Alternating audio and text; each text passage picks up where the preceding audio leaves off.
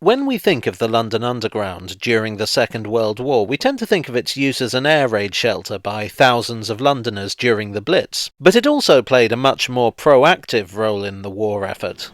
Today we're on the Hainault loop of the Central Line once again to look at the hidden factory built in the tube tunnels here.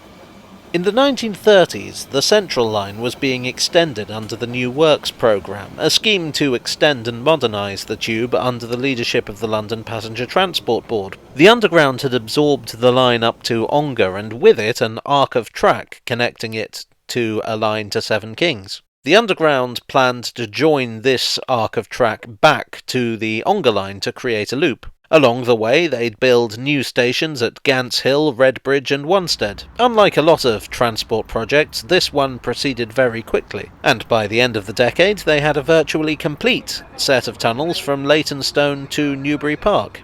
Now, who in the class can tell me what happened at the end of the 1930s? That's right, the Second World War. In September 1939, at the outbreak of war, the New Works programme was put on hold. In November it was resumed.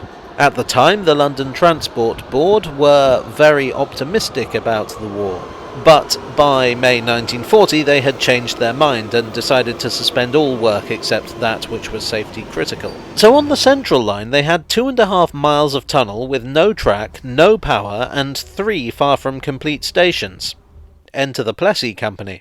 Plessey were a manufacturing company started in 1917. They started out in mechanical engineering before getting heavily into electronics. In the 1930s they'd begun making aircraft components under license from other companies.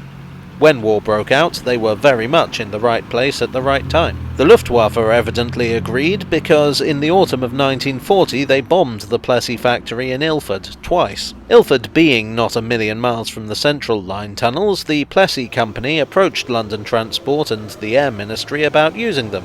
It wouldn't be their only wartime factory, but it would undoubtedly be their most unconventional.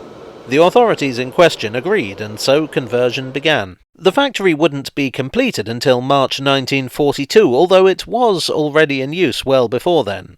Conversion consisted of adding new flooring, lighting and ventilation. At Redbridge, where the tunnel was shallowest, soil from the deep-level shelters on the Northern Line was used to reinforce the roof. Floodgates were put in either side of the River Roding. Entrance was via the incomplete stations, and there were 2 further entrances at Cambridge Park and Danehurst Gardens for the benefit of local employees.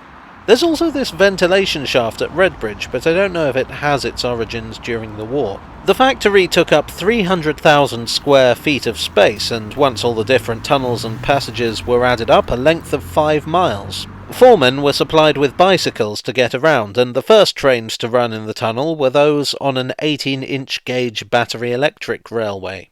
2,000 workers were employed around the clock on shifts that could last up to 12 hours. Despite the attempt to make things a little more comfortable, employees described it as being like working in a mine. They wouldn't see daylight for half the year, and a particular complaint was that it could be a mile to the nearest toilet. Even so, workers said that the pay was good, and being underground in a secret factory, they felt safe from the Luftwaffe.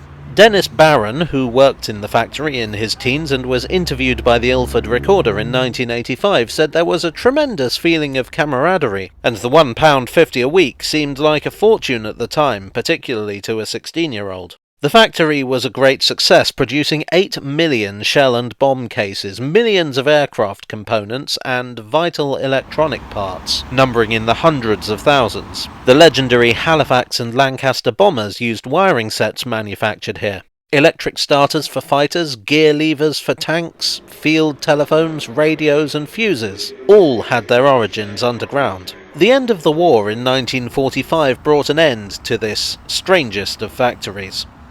Many of the workers returned to their old lives, but some stayed on. The Plessey Company continued until it was taken over in 1990 by GEC Siemens. As for the tunnels, it took 2 years to clear everything out. The line finally opened as an underground line in 1947. These days there's not a whole lot to indicate that the factory was there. The access points survive and are obvious if you know where to look, but the modern-day commuter could go straight through without even realising that they're passing through one of the home front's greatest curiosities. Well, I hope you enjoyed this wartime tale from the tube. If you did, then I would be most grateful if you would click the like button and perhaps subscribe for more. While the Plessey factory is undoubtedly the oddest manufacturing facility on the underground, it was far from the only one. In the course of researching this, I came across plenty of other stories of London Transport's contribution to the war effort, and I'd like to look at some of those in the future. My thanks once again to my donors on Ko-fi and Patreon. You are the wireless set to my Lancaster bomber. And I'll see you all again very soon for another tale from the tube.